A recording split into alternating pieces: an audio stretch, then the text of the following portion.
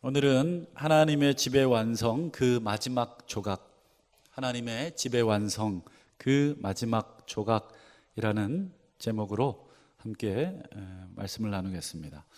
우리 지난 시간까지 여러분 이제 내용을 다 기억하실 텐데, 여러분 포로에서 돌아온 이스라엘 공동체가 느헤미야를 중심으로 성벽을 쌓았죠. 물론 그 전에 에스라 때는 그 성전을 쌓습니다. 그리고 성전과 이제 성벽을 쌓았습니다. 그리고 이스라엘 백성들이 모여서 하나님의 말씀을 듣기 시작을 했다. 그랬을 때 그들의 마음이 어땠냐면 감동이 되고 또 울음이 있었다. 그래서 마음이 이제 막 회개가 막 일어났죠. 그래서 금식하고 또 베옷도 입고 티끌을 뿌려가며 그들이 하나님 앞에 자복하죠. 그리고 나서 지난주에 우리가 살폈던 내용 중에 하나가 뭐였습니까? 언약을 새롭게 하는 시간을 가졌습니다. 그래서 여러분, 이스라엘 백성이 성경을 쭉 읽어보니까 자신들이 왜 바벨론이라는 나라, 이 이방의 나라에 포로로 잡혀간 것인가요? 성경을 쭉 읽어보니까 그렇죠. 그들의 죄, 그리고 더 가까이는 그들의 조상의 죄로 말미암아 그들이 이방 제국으로 포로로 잡혀갔다 하는 것을 깨닫게 된 것이죠. 그래서 그들이 그것을 깨닫고는 하나님 앞에 언약을 새롭게 합니다. 그래서 누구 때부터 주어진 언약이냐? 아브라함, 그리고 이스라엘 민족과 함께했던 시내산, 그 애굽에서 나와서 1년 동안 시내산 자락에 머물면서 하나님과 언약을 맺은 것을 다시 새롭게 하는 시간을 가졌죠. 여러분, 우리가 이제 한 해를 늘 마감하면서 우리가 여러 가지 의식들을 하죠. 믿지 않는 사람들은 이제 아마 또 내일 모레 차 타고 어디로 가냐면 저쪽 해 뜨는 곳으로 가겠죠. 해가 뜨는 것을 바라보면서 또 마음의 소원을 빌겠죠. 왜 그 차 막히고 그 먼 길을 왜 자꾸 꾸역꾸역 갑니까? 한 해를 마감하고 새해를 맞이하면서 마음을 새롭게 하려고 자기들 나름대로의 방식을 취한 겁니다. 여러분, 우리도 반드시 한 해를 마감할 때, 그리고 한 해를 다시 시작할 때 여러분 반드시 뭘 해야 되냐면 매듭을 짓고 새로운 한 해를 시작해야 합니다. 그게 뭐냐면 마음을 새롭게 하는 것이죠. 여러분, 해마다 우리 결혼하신 분들은 무슨 기념일 지키시나요? 결혼 기념일. 안 지키시는 얼굴이신데 지키시는 분들도 계시고, 그게 뭔가 하는 분도 계시고.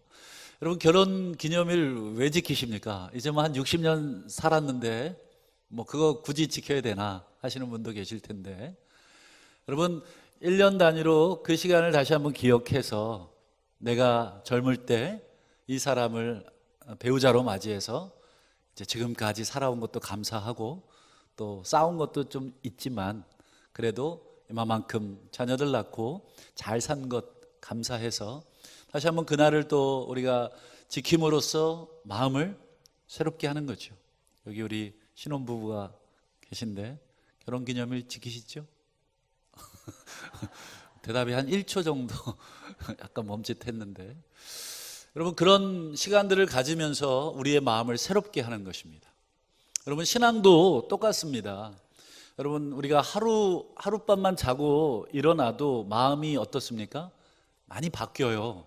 그래서 10길 물속은 알아도 한 길 사람 속은 모르겠다. 사람 속이 얼마나 많이 바뀌는지 나도 나를 잘 모르겠어요. 시간 바뀌고 때마다 바뀌고, 이때는 이런 생각했다가 또 저 때는 저런 생각했다가, 날마다 우리의 생각과 여러 가지들이 바뀌기 때문에 여러분, 우리 신앙도 하나님 앞에서 한 번쯤은 이렇게 매듭을 지어야 됩니다. 그래서 여러분, 2019년도 오늘 마지막 예배를 드리시면서 한번 이렇게 펜을 한번 드시거나 한번 그냥 눈을 감고 한번 생각해 보세요. 나는 어떻게 또 올 한 해 살았는가? 하나님이 내 한 해의 인생의 시험지를 보시고 채점을 하시면 몇 점이나 받을까? 너무 이제 한번 그런 생각도 한번 해보시는 게 필요합니다. 사도 바울이 우리에게 뭐라 그러냐면 너희는 마음을 새롭게 함으로 변화를 받아라. 결국 변화라는 것의 시작은 마음에 있다 하는 것이죠. 그런 면에서 우리 2019년도 여러분 잘 마무리하시고 또 새로운 한 해 주님의 은혜로 마음이 새로워져서 모든 면에 있어서 새 마음을 가지고 우리가 바라보시고 또 일도 하시고 또 모든 것을 진행하시기를 주의 이름으로 축원합니다. 자, 오늘 그래서 이스라엘 백성은 하나님과 이 언약을 새롭게 갱신을 했었죠. 근데 한 가지 이제 중요한 문제가 하나 남아 있습니다. 여러분 그게 뭘까요? 한 가지 문제가 더 남아 있습니다. 우리 지난 7장에서 한번 봤는데 여러분 성벽도 재건됐는데 문제가 하나 있었습니다. 7장 4절을 우리 화면을 한번 띄워보시면 같이 한번 읽어보시죠. 시작. 그 성읍은 광대하고 그 주민은 적으며 가옥은 미처 건축하지 못하였음이니라. 성읍은 광대하고, 여러분 예루살렘 성 쭉 둘러쳤죠. 그게 축구장 한 17개 정도의 크기라 그랬죠. 그 당시로는 굉장히 큰 사이즈 아닙니까? 그런데 성읍은 큰데 뭐가 적어요? 주민은 적으며, 그 다음에 집은 미처 건축하지도 못한 채, 일단은 성만 둘러놓은 거죠. 여러분 기억을 한번 되살려서 우리 구약에 나오는 하나님의 집을 구성하는 세 가지 기억나시나요? 첫 번째 성전, 그 다음 성벽, 그 다음 마지막 성민. 여러분 이 세 가지가 구약의 하나님의 집을 구성하는 세 가지 요소. 성전도 지어지고 성벽, 예루살렘 성도 만들어졌어요. 근데 그 안에 보니까 뭐가 없어요? 주민이 없어요. 그럼 마지막 단추, 주민이 채워져야 합니다. 그래서 여러분 이스라엘 공동체가 오늘 마지막 단추, 하나님의 집을 완성하는 성민을 어떤 방식으로 채우는가, 오늘 우리 2019년 마지막을 마감하고 2020년을 또 준비하면서 다시 한번 우리가 어떻게 하나님의 집을 우리가 함께 완성해 갈 건가 한번 생각해 보기 원하는데, 먼저 우리 첫 번째 이들은 어떤 방법을 취하냐, 1절 우리 상반절을 한번 보시죠. 자, 1절 상반절. 자, 백성의 지도자들은 예루살렘에 어떻게 합니까? 거주하였고. 예루살렘이 지금 텅 비어 있고 집도 없고 사람도 없는데 가장 먼저 지금 누가 그 예루살렘에 지금 들어갑니까? 지도자들이 들어갑니다. 그 지도자의 이름이 4절, 5절 이하에 쭉 나오는 거예요. 누가 들어갔는지. 어쨌든 이 지도자들은 예루살렘 성에 들어가는데 어떻게 들어가냐면 의무적으로 들어갑니다. 여러분 왜 예루살렘 성에 너나 할 것 없이 여러분 분양받아가지고 그걸 뭐라 그래요? 한 번도 안 받아봤는데 분양받아서 그 뭐 중도금인가요? 그거 치르고 들어가잖아요. 아파트. 막 인기 좋은 데는 어때요? 뭐 올라가잖아요. 그렇게 해서 이제 막 경쟁률도 많잖아요. 여러분 예루살렘 성, 여러분 하나님의 성전이 있고 또 하나님의 거룩함이 있는 그 성 안에 들어가 살 사람 했는데 반응이 없어요. 손을 안 들어. 분양권을 안 받는 거예요. 그냥 공짜로 준다 그래도 아유 이러는 거예요. 성만 덩그러니 쌓아놓은 거죠. 왜 그랬을까요? 지금은 너나 없이 막 가겠지만 여러분 그 당시에 예루살렘 성은 그냥 이 돌담 쌓아놓은 그것입니다. 집도 없죠. 또 부대 시설도 없죠. 여러 가지 치안도 여러 가지로 약하지요. 여러분, 우리도 뭐 근방에 무슨 도시가 하나 생기거나 무슨 뭐 신도시라 그래야 되나요? 단지가 생기면 여러분, 아파트나 집만 올라간다고 사람들이 이사 가나요? 가서 뭐를 보나요? 주변에 시설들을 보겠죠. 아이가 있는 부모님은 학교는 있는가, 또 유치원은 있는가, 또 어르신들은 이제 여기서부터 여기까지 다 아프시니까 내과, 외과, 뭐 이비인후과 뭐 다 있는가, 이런 거 보겠죠. 또 치아는 어떤가, 관공서는 어떤가, 이 제반 시설들이 다 들어가야 여러분 사람이 어떻게 해요? 들어가서 살기 좋죠. 여러분, 예루살렘은 그런 지금 상태가 아닙니다. 그리고 포로에서 돌아온 사람들이 전부 다 자기 집들을 다 이렇게 차지하고 있었어요. 다른 곳에 이미 집이 다 세팅이 돼 있는 거예요. 그리고 이제 여러분, 예루살렘으로 이사 간다. 지금도 이사가 얼마나 번거롭습니까? 하물며 그 당시에 여러분 다 살립을 들고 또 자기의 터전을 다 옮긴다는 것은 번거로운 일이에요. 그렇기 때문에 예루살렘 성이 다 지어졌지만 들어가는 사람이 없어요. 그래서 제일 먼저 누가 먼저 들어가요? 지도자들이. 어떻게 들어가요? 의무적으로 들어갑니다. 그게 첫 번째고요. 두 번째 방법을 한번 보시죠. 1절 하반절부터 보실까요? 자, 그 남은 백성은 뭘 뽑습니까? 제비. 여러분, 제비 뽑는 거 구약시대의 제비 뽑지 않아요? 그래서 10분의 1은 거룩한 성 예루살렘에 거주하게 하고, 그 다음 10분의 9는 다른 성읍에 거주하게 하였으며, 10명당 1명을 이렇게 뭐예요? 차출을 해서 집어넣는 거예요. 그러니까 여러분, 예루살렘 성을 채우는 이스라엘 백성의 두 가지 방법이, 첫 번째는 의무적으로, 두 번째는요 제비를 뽑아서 10명당 하나는 들어가도록. 참 어떻게 보면 이 예루살렘 성이 천덕꾸러기 취급을 좀 받고 있는 것 같은데, 여러분, 하나님의 집이 여러분 완성이 되려면 아까 말씀드린 마지막 퍼즐인 성민이 들어가야 되기 때문에, 여러분, 사람은 아무리 하나님의 백성이라 그래도 이기적입니다. 자기의 계산을 다 해보고 자기에게 편하냐, 유익하냐, 좋으냐, 이거 따져서 들어가게 돼 있기 때문에 예루살렘에 안 들어간 거예요. 그랬을 때 이렇게 의무적으로 제비를 뽑아 들여보냅니다. 이제 마지막으로 여러분, 이게 제일 중요하다고 보여지는데 2절을 한번 보시죠. 2절 같이 한번 읽어봅니다. 시작. 예루살렘에 거주하기를 자원하는 모든 자들을 위하여 백성들이 복을 빌었느니라. 여기 보면 예루살렘에 이제 남은 부분들을 채우는데 어떤 사람들로 채워요? 자원하는 자들. 자, 지도자 들어갔어요. 제비를 뽑아 10명당 1명 들여 보냈어요. 그래도 부족한 거죠.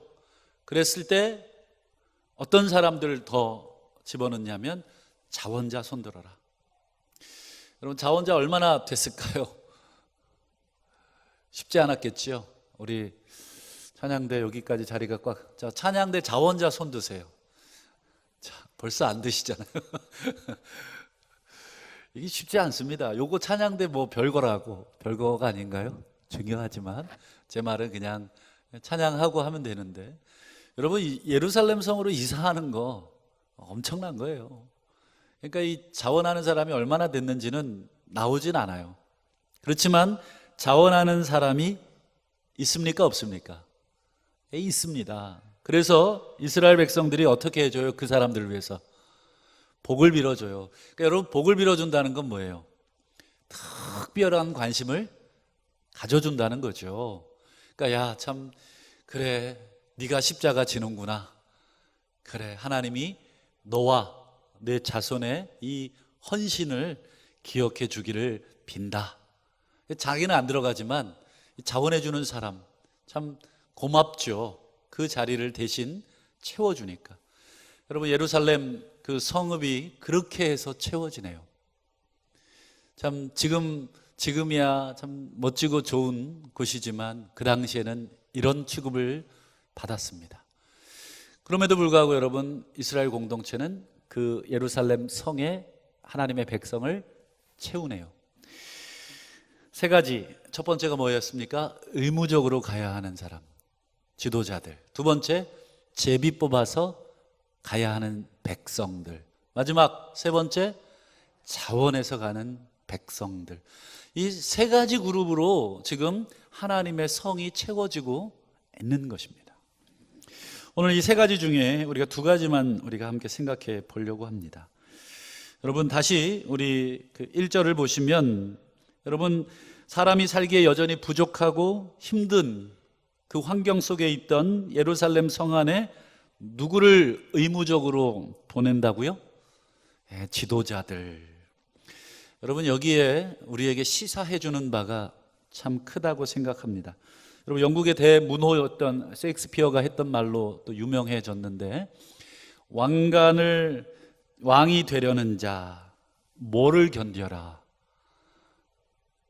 왕관의 무게를 견뎌라. 왕이 되려는 자, 왕이라고 하는 특권 아닙니까? 백성들에게 존경을 받고 사랑을 받고 또 추앙을 받고, 와, 정말 부럽습니다. 이런 자리에 올라가려고 하는 자, 뭐를 견디라는 거예요? 왕관의 무게. 순금으로 막 이렇게 갖고 막 좋겠다가 아니고, 왕관의 무게라는 것은 뭐예요? 왕으로서의 책임과 의무를 다하라 하는 뜻이죠. 여러분, 한 공동체를 이끌어가는 지도자, 여러분, 많은 것들이 요구되지 않습니까? 여러분, 세상에서도 TV를 보면, 청문회나 이런 걸 보면 어때요? 그냥 우리 어떤 고위직 공무원을 우리가 세우는 데 있어서도 뭐 도덕적인 거, 윤리적인 거, 또 능력, 그 다음 뭐 여러 방면으로 뭐를 합니까? 다 검증이라는 것을 해서, 이 사람이 우리를 섬길 수 있는지, 그것을 최종적으로 평가하지 않습니까? 여러분, 일반 세상에서도 그 뭐 대단한 일이라고 그 공무원 하나 세우는 그런 일도 여러분 얼마나 까다롭게 사람을 심사하고, 때로는 온갖 사돈의 8촌까지 싹 다 털어가지고 여러분 그 수모를 주지 않습니까? 그래서 여러분, 그렇게 해서 막 어렵사리 세워지지 않아요.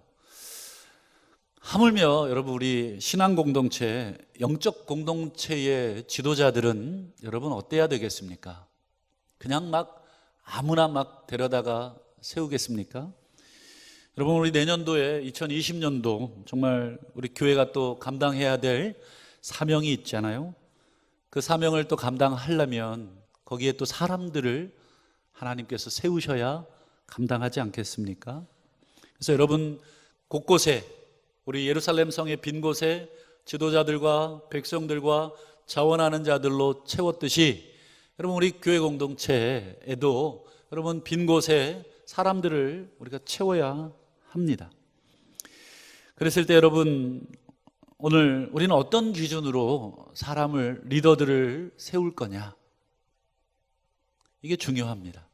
오늘 고린도전서 4장을 한번 보시면 이렇게 기록이 되어 있습니다. 고린도 4장 2절 우리 같이 한번 읽어보시죠. 시작. 그리고 맡은 자에게 구할 것은 충성. 이게 군대에서 충성 그건가요? 여기서 이 충성이라는 단어는 여러분 더 정확하게 좀 풀어서 설명하자면 신실함 이런 뜻입니다. 믿을만함 이런 뜻입니다. 그러니까 여러분, 이게 이제 맡은 자에게 구할 것은 충성이다. 어떤 일을 누군가에게 맡겼습니다. 그러면 그 맡긴 사람한테 우리가 요구해야 될 게 있다는 거예요. 그게 뭐냐면 충성을 요구할 수 있어야 한다. 충성을 또 요구해야 한다 하는 거예요. 여러분, 우리 찬양대, 이렇게 찬양대로 1년간 헌신하셨잖아요. 근데 언제 나오고 언제 안 나오고, 기분 안 좋아서 안 나오고, 또 뭐 했다고 안 나오고, 여러분, 그러면 어떻게 됩니까? 충성스럽지 못한 거예요. 그런 찬양대원들한테 우리 지휘자께서는 뭐를 요구하셔야 됩니까? 충성을 요구하셔야 됩니다. 그거는 지휘자 개인의 요청이 아니라 실제로 성경의 요청입니다. 여러분, 그 일을 맡겨놨는데, 여러분, 그 일을 또 본인이 하겠다고 했는데 계속 빵꾸를 내고 계속 나오지 않아요. 여러분, 그러면 어떻게 됩니까? 예, 그 역할에 적합하지 않은 겁니다. 그래서 여러분, 쉬운 말로 보면 이렇게 되어 있습니다. 그리고 맡은 사람들에게 요구되는 가장 중요한 것은, 그러니까 어떤 리더겠죠. 어떤 일을 맡은 사람이니까 리더겠죠. 리더에게 요구되는 가장 중요한 것은 신실함입니다. 이렇게 쉬운 말 번역은 우리에게 번역해 주고 있습니다. 여러분, 우리가 향후 공동체를 위한 리더, 일꾼들을 뽑을 때 우리가 어떤 기준으로 뽑아야 되는가? 첫 번째 답이 나왔죠. 그게 뭐예요? 충성스러운가? 믿을 만한가? 맡겨도 되겠나 하는 것이 기준입니다. 여러분, 어떤 사람에게 뭔가를 맡기면 불안한 사람이 있죠. 왜 불안합니까? 얘가 끝까지 잘 해낼까라고 하는 소위 말하는 충성, 신실함이 부족해 보이기 때문에 불안한 거예요. 그런데 어떤 일을 맡기면 잘 못해도 안심이 되는 사람이 있어요. 어떤 사람이죠? 끝까지 그 일을 맡으려고 몸부림치는 사람. 좀 일은 좀 부족하게 할지라도 끝까지 책임을 다하려고 하는 사람. 여러분, 누구에게 일을 맡기시겠습니까? 당연히 두 번째 사람에게 맡기시는 거죠. 여러분, 공동체의 존경과 사랑은 당연할 것입니다. 우리 디모데전서 5장 17절도 한번 볼까요? 잘 다스리는 장로들은 배나 존경할 자로 알되. 여기서 잘 다스린다라는 말은 뭐 이렇게 막 이거 해 저거 해 이렇게 잘 지시하는 사람이 아니라, 오늘 이 문맥에서 보면 어떤 사람이에요? 충성스러운 사람, 맡은 일을 끝까지 책임지는 사람. 여러분, 잘 다스리는 장로를 어떻게 하라고 합니까? 배나 존경할 자로 알아라. 존경하지만 더욱 존경해라. 참, 끝까지 자기의 사명을 잘 감당하는 사람은 여러분 존경해야 됩니다. 그래서 뒤에 보시면 말씀과 가르침에 어떻게 하는 이들입니까? 수고하는. 여러분, 이 단어가 중요합니다. 수고하는. 여러분, 수고하는 일을 여러분 우리가 존경해야 합니다. 여러분, 말로는 얼마든지 수고합니다. 우리 교회 이게 문제고, 우리 교회 저게 필요해. 그리고 기도는 또 그렇게 잘해요. 그러나 여러분, 말로 여러분 수고하는 사람은 아니고 무엇으로 수고해야 합니까? 그렇죠. 몸으로 수고하는 사람이 참된 리더입니다. 여러분, 프랑스 말에 노블레스 오블리주라고 하는 말이 있습니다. 그게 뭐예요? 귀족으로서의 특권만 누리지 말고 의무를 다하라, 이겁니다. 중세시대의 귀족들은 여러분 여러 백성들의 여러 가지 특권을 받지만 전쟁이 나면 여러분 귀족들은 최전방에 서서 전쟁을 치렀습니다. 그리고 그 자녀들도 그렇게 했습니다. 목숨을 걸고 자기의 성을 그리고 자기의 백성을 지켜내야 그 백성들로 하여금 존경을 받는 거죠. 여러분, 전쟁이 났는데 성주와 그 자녀들은 전부 다 내빼고 백성들을 방패막이로 내세워서, 그래서 전쟁이 이겼어. 돌아왔습니다. 그래서 도망갔던 성주가 다시 돌아옵니다. 여러분, 그 백성들이 그 성주를 인정하겠습니까? 인정하지 않습니다. 여러분, 공동체의 지도자, 오늘 이스라엘 백성들 중에 아무도 가고 싶지 않았던 예루살렘 성 안에 누가 들어갑니까? 지도자들은 의무적으로 가는 거예요. 왜 나만? 이렇게 얘기해서 안 되는 거죠. 내가 지도자이기에 지금 예루살렘 성의 이 황폐한 것을 내가 책임지고 내가 개척하고 내가 닦아놔야 후손들이 또 들어오는 그것 아닙니까? 여러분, 특권만 누리고 여러분 의무를 다하지 않는 여러분 리더는 리더로 인정하지 마셔야 합니다. 여러분, 직분만 가지고 있고 그것에 합당한 일을 하지 않는 리더는 여러분 그 인정될 수가 없는 거죠. 맡은 자에게 여러분 우리가 마땅히 요구할 것이 무엇이라고요? 충성이라고. 여러분, 그러므로 여러분 어떤 직분을 맡아서 그 일을 맡은 자에게 여러분 떳떳하게 요구하십시오. 똑바로 해. 이러면 반말인가요? 하세요. 부드럽게 잘 해주시죠. 이렇게 하시죠. 혼내지 마시고. 제가 이제 설교니까 그렇게 얘기한 거고. 아유, 집사님 그래도 해야지요. 우리 같이 합시다. 아, 몰라. 아, 집사님 제가 다 할게요. 옆에만 있어 주세요. 여러분, 이게 뭐예요? 같이 함께 하려고 하는 그거죠. 여러분, 누군가가 여러분 그렇게 붙들어 준다고 하면 못 이긴 척 하세요. 아, 그럴까? 그럼 나는 숟가락만 얹으면 돼? 그리고 여러분, 숟가락만 정말 얹으시렵니까? 젓가락도 얹으셔야죠. 함께 여러분 띄워주셔야죠. 여러분, 그게 몸으로 여러분 헌신하는 것입니다. 그래서 여러분, 우리가 이런 말씀을 기준으로 우리가 일꾼을 이제 향후에 또 뽑을 텐데, 여러분 먼저는 우리 공동체의 모임에 얼마나 헌신되어 있는가, 이게 중요한 기준입니다. 공예배, 기도회, 여러분 우리 교회를 최소한 이끌어 가려고 하는 리더면 가장 최전방에 서서 예배와 기도와 모든 모임을 이끌어가 주셔야 하는 겁니다. 내일 다 하고 내 시간 다 보내고 시간 남아서 여러분 공동체 안에 들어온다, 여러분 그런 사람 세우시면 그 공동체 망합니다. 틀림없이 후회합니다. 그런 사람 리더 되면 입만 가지고 사역합니다. 이래라 저래라 야단치고 함께 하려고 하지 않습니다. 여러분, 함께 하는, 그러니까 어디를 가도 있는 사람, 아, 저 사람은 참 지켜봐야 합니다. 아, 저 사람은 충성스럽다. 또 여러분, 예배와 기도 모임뿐 아니라 각종 모임도 마찬가지죠. 여러분, 뭐 전도회 모임, 또 여러 가지 모임들이 있지 않습니까?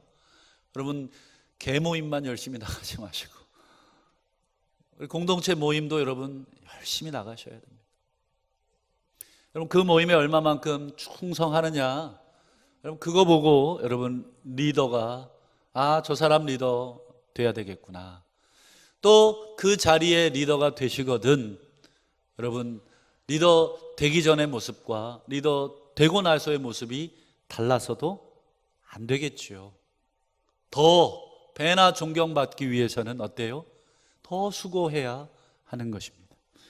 그리고 마지막으로 또 우리가 물질로도 얼마나 헌신하는가, 이것도 중요합니다. 여러분, 우리의 시간, 우리의 몸, 또 우리의 물질까지 여러분 공동체를 위해서 드리는 것, 여러분 이것이 얼마나 중요한지, 여러분 두 번째 우리 2절을 한번 보겠는데요. 2절 보시죠. 예루살렘에 거주하기를 자원하는 모든 자들을 위해, 이렇게 되어 있죠. 여기 보면 무슨 단어가 나온다고요? 자원하다. 여러분, 구약 성경에 이 단어가 한 17번 정도 사용이 되는데 주로 출애굽기에 보면 성막을 짓습니다. 하나님의 지금 성전의 전신인 성막을 짓는데, 이 성막을 짓는데 이 단어가 자주 많이 사용이 됩니다. 어떤 문맥에서 사용되냐면 출애굽기 25장 2절을 한번 보시죠. 이스라엘 자손에게 명령하여 내게 예물을 가져오라 하고, 그 다음 같이 읽어보시죠. 시작.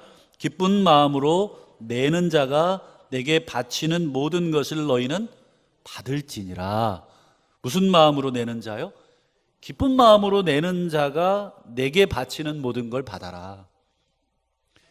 그러니까 성막을 지음에 있어서 많은 재정이 필요하고 많은 물건이 필요하고 많은 예물이 필요했는데, 하나님이 뭐라 그러시냐면, 야, 기쁜 마음으로 내는 자들 거 너희들이 받아라. 이때 이게 바로 자원입니다.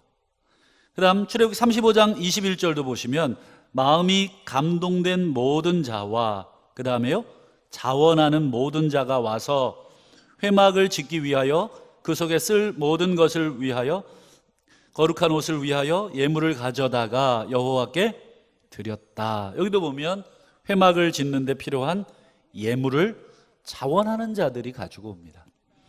또 출애굽기 35장 29절도 보시죠. 마음에 자원하는 남녀는 누구나 여호와께서 모세의 손을 빌어 명령하신 모든 것을 만들기 위하여 물품을 드렸으니 이것이 이스라엘 자손이 여호와께 자원하여 드린 예물이다. 여러분, 전부 다 이 예물을 드림에 있어서 뭐가 기준입니까? 자원함이 기준입니다. 참 여러분, 의무적으로 해야 되는 리더, 또 제비가 하필 뽑혀서 가야 하는 사람, 그리고 마지막이 무슨 사람이에요? 자원하는 사람. 여러분, 이 세 가지 중에 뭐가 가장 높은 걸까요? 잘 하시네요. 자원하는 게 제일 높습니다. 제가 오늘 교회 부임해 보니까 참 우리 교회 곳곳에 참 자원하시는 분들이 참 많다. 어제 이제 설교를 준비하다가 저녁을 좀 먹으려고 이렇게 잠깐 사무실 나와서 집으로 가는데 우리 권사님 몇 분이 이 젖은 걸레를 가지고 그 추운 날 이 교회 로비하고 곳곳을 다 닦고 계시더라고요. 참 제가 그냥 마음이 울컥하더라고요. 참 그 권사님들 이제 제가 붙들고 같이 기도해 주면서 제 마음에 참 이분들이 하나님의 마음을 가졌구나. 참 공동체를 생각하고 그 쉬고 싶은 그 시간에 정말 나이나 적으면 제가 말을 안 해요. 나이도 많으신 권사님들이 당신 몸 하나 가누기도 힘드실 텐데 물걸레질을 해가며 곳곳을 닦는 것을 보면서 누가 시켰습니까? 제가 전화해가지고 권사님 의자가 더럽네요. 제가 전화 드린 적도 없죠. 참 자원한다는 것이 참 얼마나 하나님 앞에서 최고의 단계 아닙니까? 그 외에도 여러 곳곳에 자원하는 분들이 참 많더라고요. 어떤 행사를 하게 되면 몸을 자원하고 또 예물을 자원하고 자기의 재능을 기부하고 참 곳곳에 참 그런 자원자들이 넘쳐나니 참 하나님의 교회가 공동체가 세워지는구나. 의무적으로 하지 않고 재수 없어서 제비 뽑혀서 하지 않고 자원해서 하는구나. 여러분, 고린도후서 9장 7절을 마지막으로 우리 한번 보죠. 각각 그 마음에 정한 대로 할 것이요 인색함으로나 억지로 하지 말지니. 같이 보시죠. 시작. 하나님은 사랑하시느니라. 하나님은 즐겨내는 자를 사랑하시느니라. 물론 이 바울이 헌금에 대해서 얘기한 부분이지만 여러분, 헌금만 그렇습니까? 헌신도 그렇죠. 몸을 드리는 것도 그렇고 시간을 드리는 것도 그렇죠. 헌금도 그렇고. 여러분, 우리가 모든 것을 드림에 있어서 하나님은 인색함이나 억지로 하지 말고 즐겨내는 자를 어떻게 하십니까? 사랑하신다. 사랑한다는 말에 이걸 그림으로 그리면 하나님이 저는 머리 한 번 더 만져주신다, 등 한 번 더 두들겨 주신다, 이렇게 생각합니다. 오늘 이스라엘 공동체가 자원해서 예루살렘 성 안으로 들어가는 백성을 위해서 뭘 해줬다고요? 복을 빌어줬다고요. 여러분, 왜 복을 빌어줬겠어요? 힘든 일을 하니까. 그렇죠? 여러분, 뭐 좋은 거 하는 사람들 보면 복 빌어줍니까? 부러워하죠. 근데 복을 빌어준다는 것은 그만큼 힘든 일이라는 거죠. 여러분, 하나님이 여러분 우리들을 억지로 해야 될 사람도 있고 또 제비 뽑혀 해야 되는 사람도 있지만 궁극적으로 하나님이 원하시는 것은 뭐예요? 자원하여 기쁜 마음으로, 즐거운 마음으로 우리의 몸을 드리고 우리의 시간을 드리고 우리의 삶을 드리고 우리의 재물을 드리고 우리의 재능을 드리고 우리의 열정을 드리는 그것, 그랬을 때 여러분, 그 집안은 잘 되겠습니까? 폭삭 망해버리겠습니까? 잘 되는 거죠. 여러분, 그 집에 가보면 분위기를 딱 보면 압니다. 애들이 어떤 분위기에 있는가, 부부가 어떤 분위기에 있는가, 서로 막 청소하고 서로 도와주려고 하고 서로 막 이렇게 하는 집안이 있는가 하면 서로 막 발로 차고 네가 하라 그러고 왜 내가 하냐 그러고 어제 내가 했는데 왜 또 나 시키냐 그러고. 여러분, 그런 집은 10년 안에 확 망합니다. 저주는 아니고요, 통계가 그렇다는 거죠. 여러분, 그러나 스스로 여러분 모든 집안일이든 회사 일이든 어떤 공동체든 자원하는 사람으로 넘쳐나는 공동체. 그래서 우리 동부교회가 2020년도에 여러분, 저는 많은 분들이 억지로 하지 않고 자원해서 할 줄을 믿고 또 그렇게 기도해도 되겠죠? 아멘. 기도하겠습니다.